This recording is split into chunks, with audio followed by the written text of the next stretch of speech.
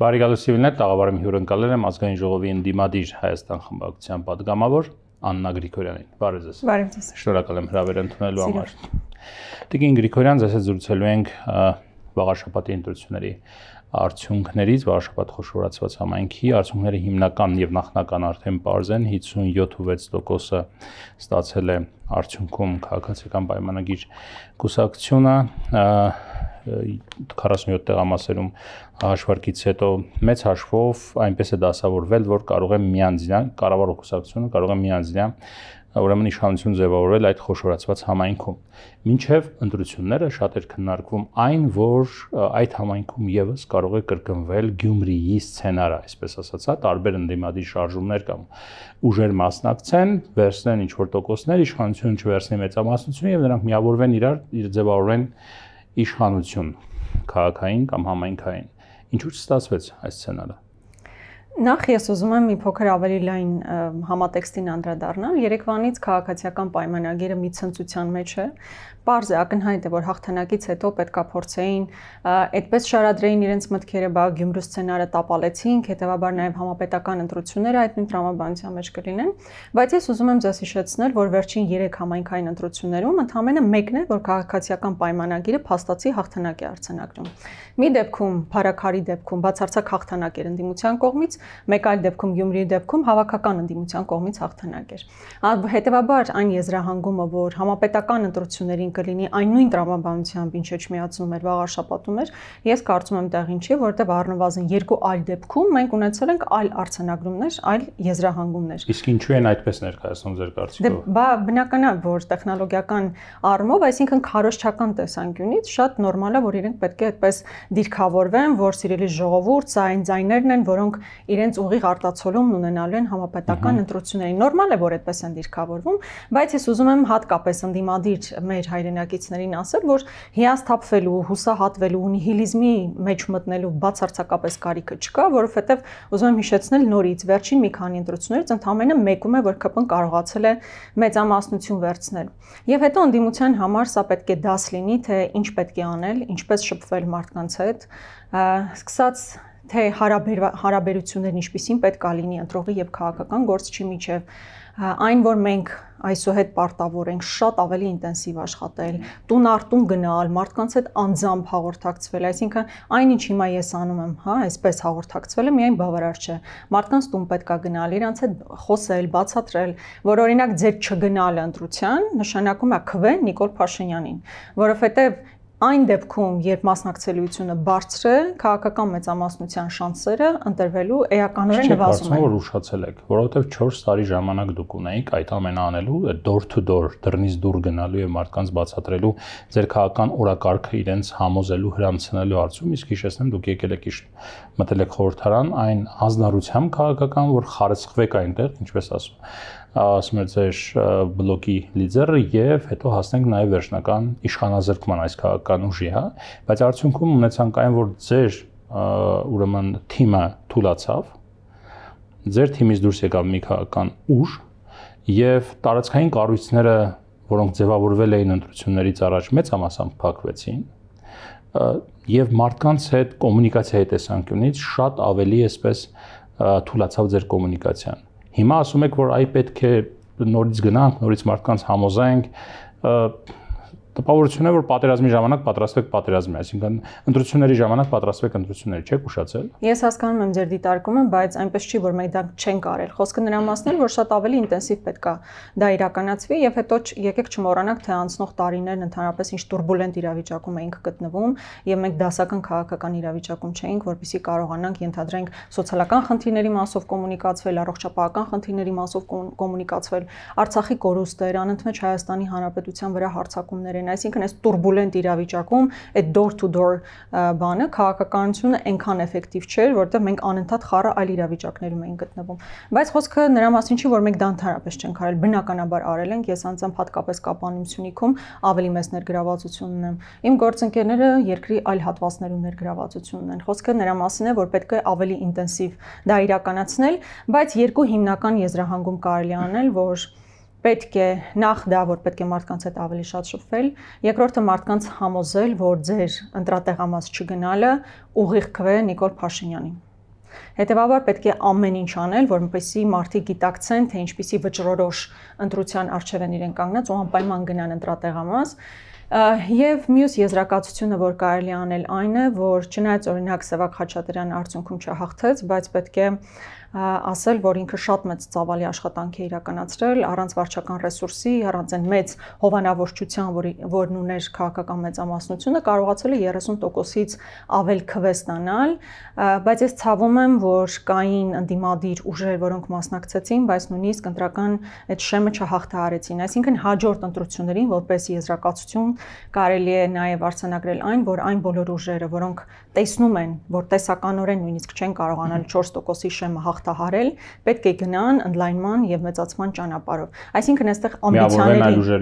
ամբիցիաների խնդիր ուղղակի պետքա չլինի։ Այն մարդիկ, ովքեր իսկապես տեսնում են, որ 4%-ը նույնիսկ հաղթահարելու խնդիր ունեն, իրենք չպետք է հավակնեն առանձին, այսպես ուղղությամբ հանդես գալու։ Լավ, մյուս եզրահանգումը դուք ասացիք այն հիմնական դասերը, այսպես ասած։ Մյուս դասերի տեսանկյունից, օրինակ, եկող ընտրություններին խոսքախորհրդարանական ընտրությունների մասին, այս նախորդ 3 ընտրությունները, համայնքային ընտրությունները ձեզ ինչ են հուշում, որքանով են աշխատում նախկին նախագահների հակավարկանիշները, արդյոք պետք է իրենց դեմքով եւ տեսքով այդ ուժերը մասնակցեն ընտրություններին, ընդդիմադիր ուժերը, թե չպետք է մասնակցեն, թե ռեբրենդինգ է պետք, թե այստեղ էլ պետք են փոփոխություններ։ Նախ համայնքային ընտրությունները եկեք ընդունենք, որ տարբերվում են համապետական ընտրություններից։ Այստեղ գիտեք ինչն է զավեշ տալի, որ քաղաքական մեծամասնությունը Փարաքարի եւ Գյումրու դեպքերով ասում էր հանկարծ սա չշփոթեք համապետական ընտրությունների հետ, սա նույնը չի քաղաքային ընտրություններ են, բայց չգիտես ինչու վաղարշապատի դեպքում ընտրություններ չեն համայնքային ընտրություններ են, այստեղ խնդրում եմ մի շփոթեք եւ այլն, բայց հենց վաղարշապատի դեպքում էլ հենց ասում են, որ սա քաղաքական բնույթ է կրում եւ ինդուլգենցիա է ժողովուրդը տվել Նիկոլ Փաշինյանին եկեղեցու հետ կապված հարցերը լուծելու եւ այլն։ Բայց ինչ վերաբերում է ձեր բուն հարցադրմանը, ես կարծում եմ, այո, բնականաբար որոշակի վերաձևակերպումներ կլինեն։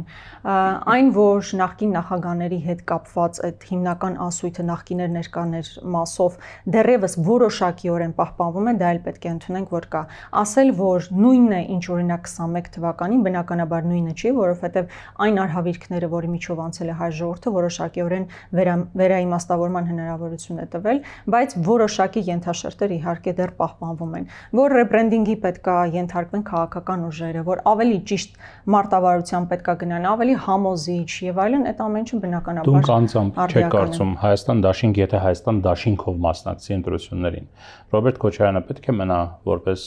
առաջին դեմք եւ մասնակցի ընտրաշավին։ Նախագահ Քոչարյանը դրա այդ հարցին անդրադարձել է վերջին ասուլիսի ժամանակ, շատ հստակ արձանագրելով, որ ամեն բան խարսխված է հաշվարկների վրա։ Եթե պարզ է դառնում հաշվարկներից, սոցիոլոգիական հարցումներից, վերլուծություններից, որ այն մարդը, ով մաքսիմում կարող է կոնսոլիդացնել ընտրազանգվածը Ռոբերտ Քոչարյանը, ուրեմն նրա դեմքով ենք մասնակցելու, հիմնական ընտրապայքարին։ Ես անձնապես տեսնում եմ, որ այո, հենց Քոչարյանի գործոնով պայմանավորված կարելի է ամենամեծ կոնսոլիդացիան իրականացնել։ Ես հասկանում եմ այն մարդկանց, ովքեր ամենամեծ հակակոնսոլիդացիան իրականացնել։ Ես հասկանում եմ այն մարդկանց, ովքեր այդ հակաթեզն են բերում, բայց դա եթե ճշմարիտ է, ապա դա ավելի շատ 21 թվականի ընտրություններին կարելի էր վերաբերել, որովհետև երկու բևեռ կար հիմնական։ Այս ընտրություններում երկու հիմնական բևեռ չեն։ Դուք տեսնում եք, որ քաղաքական ընդդիմադիր դաշտը բավականին բազմաբևեռ է, եւ այստեղ այն թեզը չի աշխատում, պայմանական Քոչարյանի դեմ ձայնի համար գնալ Նիկոլ Փաշինյանին ձայն տալ։ Այս հետ դեպքը չի, որովհետև ընդդիմադիր դաշտում հիմնական այլ խաղացողներ են հայտնվել եւ եթե որևէ մեկը չի հավանում Հայաստան դաշինքին, ինքը շատ հանգիստ կարող է այլ ընտրություն իրականացնել։ Գրիգորյան, շատ է ընդդիմությունը քննադատում կառավարությանը, որ կառավարությունը ձախողել է իր ընդդիմության ձևակերպմամբ, ձախողել է իր նախընտրական ծրագիրը, հետո նաև կառավարության ծրագիրը մեջ բերելով տարբեր թեզեր, դրույթներ, այդ թվում նաև Արցախի վերաբերյալ։ Բայց նաև եթե գանք այդ տրամաբանությամբ, ես հիմա հարցնում եմ ընդդիմության վերաբերյալ, ընդդիմության ծրագրի վերաբերյալ, հիմնական խոստումը, որ հեռացնել այս իշխանությունից կամ ԿՊ-ին հեռացնել իշխանությունից, այդ խոստումը եւս կարելի ասել, արդեն մենք ընտրությունների շեմին ենք, ընդդիմությունը եւ ամենամեծ ֆրակցիան, որը դուք եք ներկայացնում ընդդիմադիր, կարելի ասել ձախողել է։ Ինչու է այդպես ստացվել։ Տեսեք, Այն որ փաստ է, որ հիմա Նիկոլ Փաշինյանը դեռ վարչապետի աթոռին է, դա փաստ է եւ հետեւաբար այո մեր հիմնական նպատակը իրականացված չէ։ Բայց Արշալուս եկեք ընդունենք, որ ամեն բան արել ենք այս ընթացքում դա իրականացնելու համար։ Այն մարդիկ, ովքեր մեզ քննադատում են, որ դուք դեռ Նիկոլ Փաշինյանին չեք հեռացրել։ Բացատրությունները շատ նման են իշխանության բացատրության, երբ ինքը ասում է ինչու այս կամ այն ծրագրային դրույթը չի կատարել։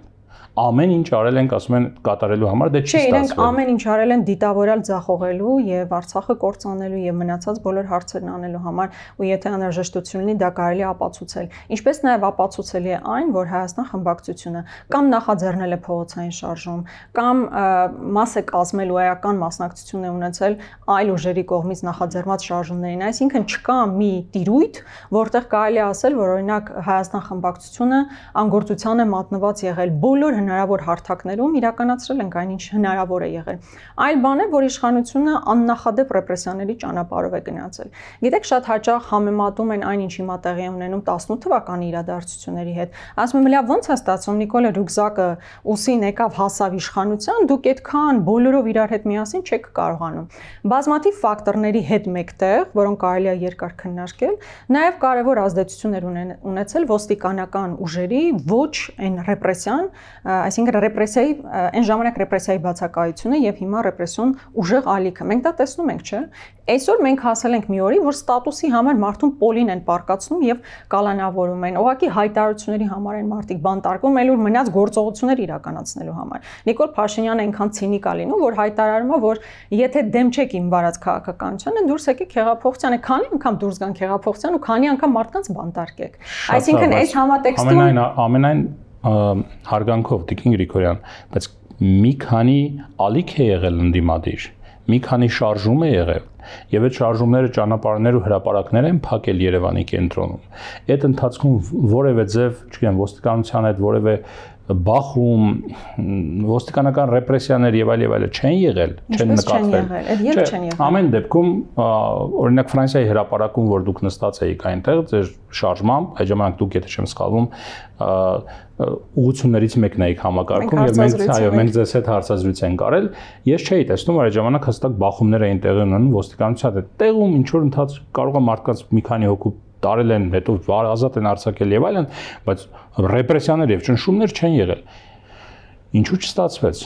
Եկեք այդ ռեպրեսիաներ չլինելուն հետեւյալ կերպ արձանագրեմ։ Երբ մենք տարբեր հատվածներից եկանք հասանք Երևան, հաջորդ օրն ավելի մեծ մասշտաբով միջոցառումներ պետք է իրականացվեին, օրվա ընթացքում 700-ից ավել ձերբակալվածներ ենք ունեցել։ Պատկերացնում եք, որ մեկ օրվա ընթացքում, այո, բայց երբ որ ձերբակալում ես, մարդկային ներուժը չի բացակայում է, չէ՞, այսինքն 700 հոգու պատկերացնում եք, մեկ օրվա մեջ տանում են ձերբակալության։ Այսինքն քո այն հիմնական զանգվածը, որ պետք է իրականացնել գործողություններ, 700 ձերբակալել ոչ մի եղանակ չի փոխում։ Եկեք ես ձեզ հետևյալը, կարծում եմ դիմադրության շարժման ժամանակ դեռևս այն մթնոլորտը ձևավորված չէր։ Ես ուզում եմ օբյեկտիվորեն արձանագրել, որը կարող էր համաժողովրդական շարժման տրամաբանությամբ փոխել իրողություններ։ Այ օրինակ Բագրատ Սրբազանի առաջնորդությամբ տեղի ունեցածի ժամանակ, երբ մայիսի 9-ը ամբողջ հրապարակը լցված էր, տրամադրությունները լրիվ այլ էին։ Այդ մարդկանց ներկայությունը տեսել եք, չէ՞։ 100 հազարավոր մարդիկ էլ կողքից հետևում ու ասում էին ու սպասում էին այն իրավիճակին, երբ կարող են միանալ։ Ես ես վստահաբար ասում եմ, որովհետև բազմաթիվ այդպիսի մարդիկ կան, չէ՞, սպասում են, եթե հնարավոր է ալիքը փոխվում է այլ մակարդակի ալիքի, իրենք միանգամից Հա, դա էլ տապալվեց, արդեն իսկապես այդ ժամանակ իսկապես աննախադեպ ռեպրեսիաներ էին իրականացվում, մարդկանց կալանավորում, ձերբակալում ու դա խնդիր էր։ Այսինքն ես տեսնում եմ, որ հիմնականում այդ այսօրվա դրությամբ էլ կա շատ խոշոր ընդդիմադիր մարդկանց խումբ, ես կարծում եմ ընդդիմադիր հայացքներ ունեցող մարդիկ գերակշռում են մեր երկրում, բայց փողոցային շարժման ժամանակ հիմնականում այդ ռեպրեսիոն ապարատը թույլ չի տվել, որպեսզի մենք կարողանանք հաջողություն Շատ լավ, ավելի հարցս պարզեցնեմ կամ պարզունակացնեմ։ Նիկոլ Փաշինյանը սրանից մոտավորապես ամիս ու կես առաջ գնաց արձակուրդ։ Դաշտը, մեդիա դաշտը, քաղաքական դաշտը կարծես ամայացած լիներ մի 10-15 օր։ Այսինքն այդ ընթացքում, երբ որ դա հնարավորություն կար, ձեր նարատիվները առաջ տանեիք, գոնե դրա համար էլ ոչ են բռնաճնշումներ գործադրում, դրա համար էլ ոչ են գալիս, չգիտեմ, մեդիաներ փակում եւ այլ, հա, հնարավորություն կար դաշտը լցնել ձեր նարատիվներով, ձեր, չգիտեմ, առաջարկներով եւ այլն, որին պետք է ստիպված լիներ արձագանքել իշխանությունը։ Բայց դա էլ չեղավ։ Տպավորություն էր, որ այդ շունչ քաշեցիք, դուք էլ իր հետ գնացիք արձակուրդ։ Ես կարող եմ այստեղ մասամբ համաձայնել։ Ես այստեղ մասամբ պետք է համաձայնեմ, որ հիմնականում նարատիվներ թելադրող ուժը քաղաքական մեծամասնությունն է եւ եկեք ընդունենք, որ որևէ մեկը չի կարող այն նարատիվները առաջ տանել, ինչպես օրինակ Նիկոլ Փաշինյանը եկեղեցու հետ կապված է իրականացնում։ Մեզանից որևէ մեկի մտքով երբևէ կանցնել, որ մենք առավոտյան արթնանալու ենք եւ կարդալու ենք այն, ինչ Նիկոլ Փաշինյանը իր Facebook-յան էջում է գրում, այն ինչ իրականացվում է հիմա եկեղեցու նկատմամբ, տեսեք մի ամբողջ քարոզչական բլոկ այդ ուղղությամբ է գնում եւ ես համաձայն եմ, որ այո, հիմնական գեներատորը Նիկոլ Փաշինյանն է եւ այստեղ մենք մեծ ծավալի աշխատանք ունենք անել։ Մեդիաներ, դուք ունեք հնարավորություններ, Facebook-յան էջեր, չգիտեմ, ձեզ աջակցող բլոգերներ կան, ձեզ աջակցող մեդիա դեմքեր կան եւ այլ, այսինքն գաղափարներ ծնելու խնդիրն է այստեղ ինձ թվում է։ Ես կարծում եմ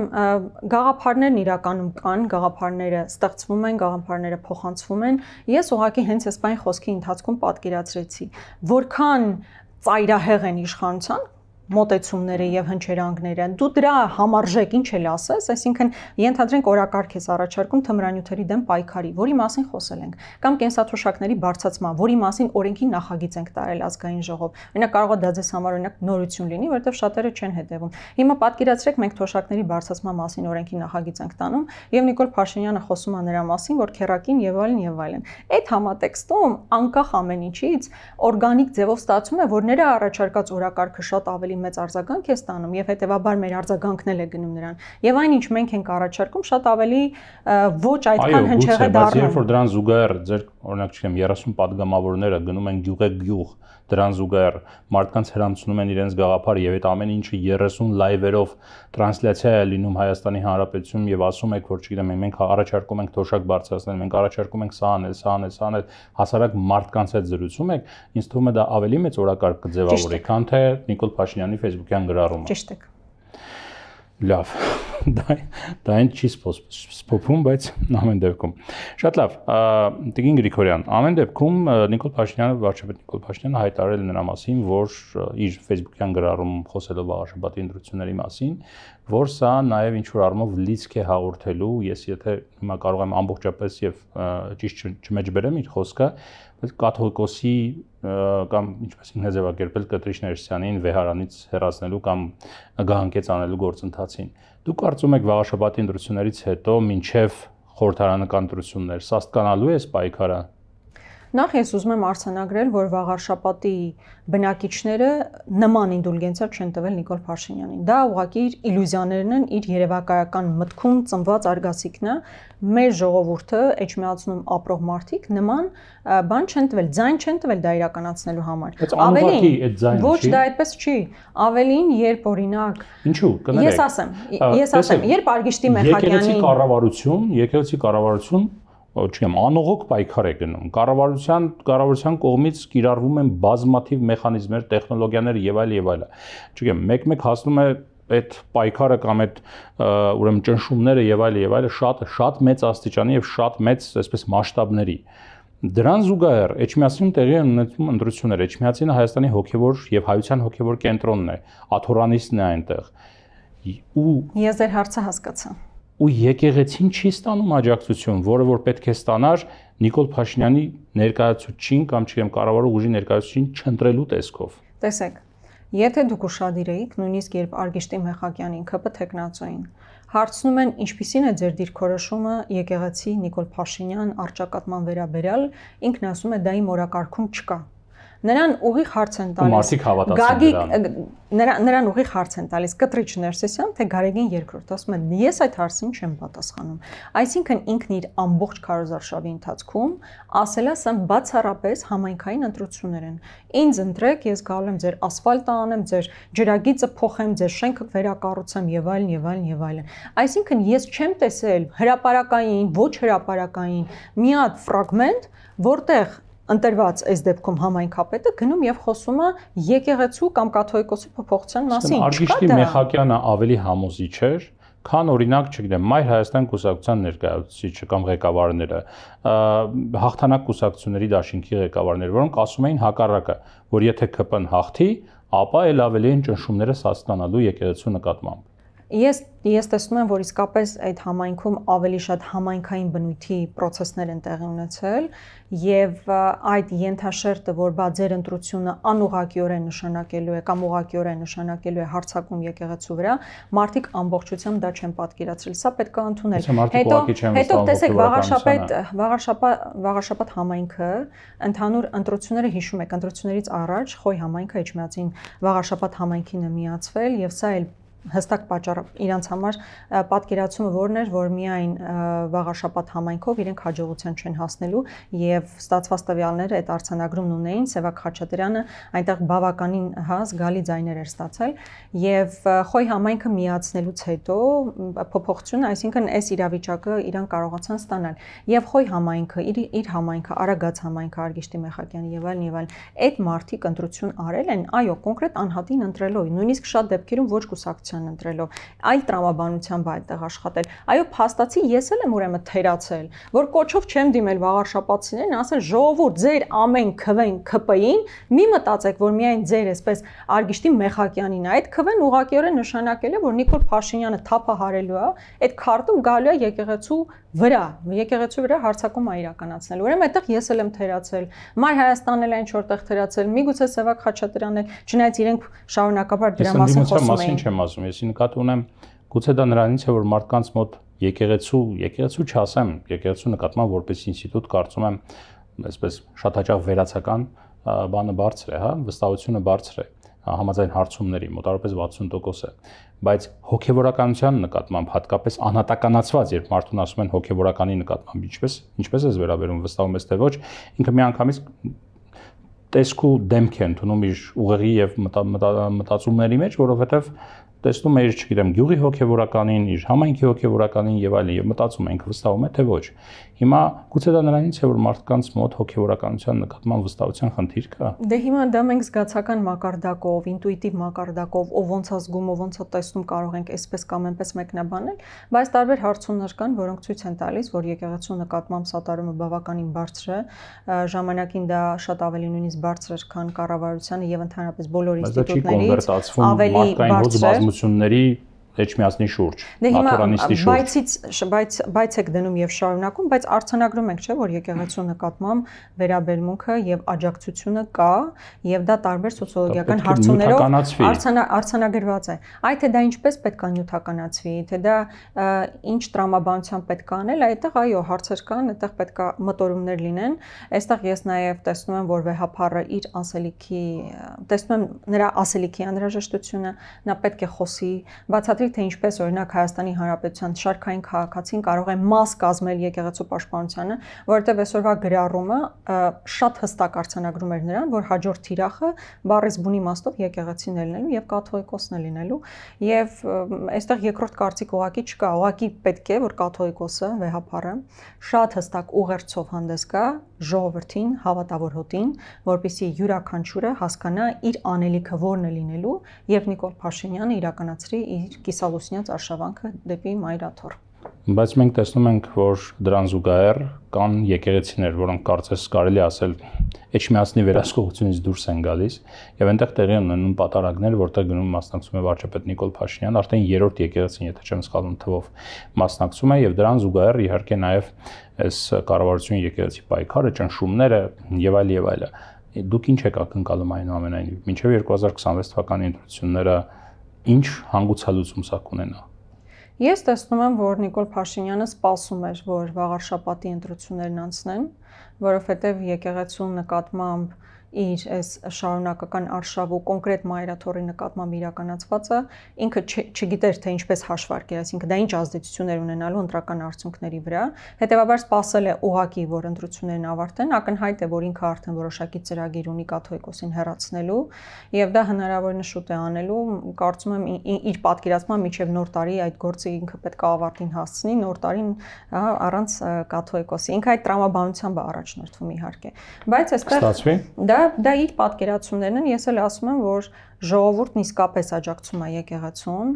Եվ այստեղ պետք է հասկանալ, թե ժողովրդի կոնսոլիդացիան ինչպես պետք է իրականացվի, որպես քաղաքական ուժի ներկայացուցիչ պետք է աներկբայորեն պնդեմ, որ ես մշտապես լինելու եմ եկեղեցու կողքին, բայց թե լինելն ինչպիսի դրսևորում կարող է ունենալ, այդտեղ ես ունեմ իհարկե իմ պատկերացումները, տարբեր քաղաքական ուժեր ունեն իրենց պատկերացումները, բայց այդ պատկերացումները պետք է համահունչ լինեն Մայրաթոռի պատկերացումներին, բայց այս փուլում ցավոք ես չեմ տեսնում, որ Մայրաթոռը ձևավորված պատկերացում ունի Մայրաթոռի ամբողջական պաշտպանության մասին։ Եթե ինչ-որ ժամանակ հետո մենք տեսնենք, որ Փաշինյանն այնուամենայնիվ կատարում է իր խոստում այն առումով, որ Էջմիածնում հոգևոր հավաք է հրավիրում, եւ դրան զուգահեռ չտեսնենք, որ օրինակ Մայրաթոռի շուրջը ավելի մեծ բազմություն է հավաքվում պաշտպանելու համար Մայրաթոռին, դուք ինչ կմտածեք ժողովրդի աջակցության մասին եկեղեցուն։ Եթե կաթողիկոսը հանդես գա կոչով եւ իր կանչի մարդկանց, որպեսզի աջակցեն Մայրաթոռը եւ դրանից հետո էլ առանձնապես աջակցություն չլինի, իհարկե կարելի է որոշակի եզրակացություններ անել, բայց այդ եզրակացությունների հետ համատեղ պետք է չմոռանալ,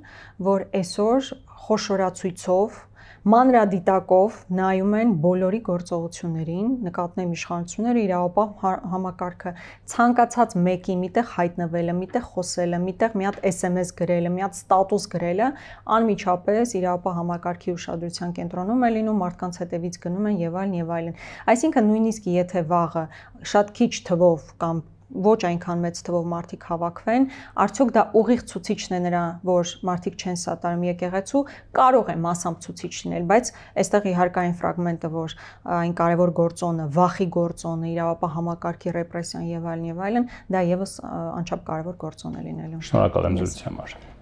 Սիվիլային տաղավարում ես զրուցեցի Աննա Գրիգորյանի հետ։ Առողջ եղեք, կհանդիպենք։